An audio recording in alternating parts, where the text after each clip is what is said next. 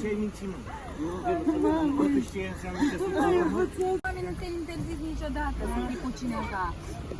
Dar știi că tatăl tău ți-a acceptat orice relație, da? Nu există. De ce?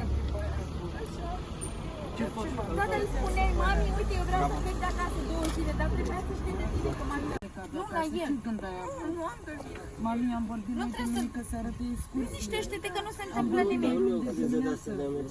Ce când ai avut? Te-ai făcut să pleci? Alex, să o luăm Hai zi, te rog. Ia, lasă-să, nu acum, poate nu e momentul. Lasă să liniștească, vorbești când vrei tu, nu acum, când vrei. Dar tu trebuie să scoți tot ce ai în gând și în suflet ca să scapi dacă ai ceva. Ai înțeles? Noi suntem alături de tine, îți oferim timp, spațiu, nu trebuie să vorbim. Ia, finulei! M-am găsit, mă. Unde-i mapă?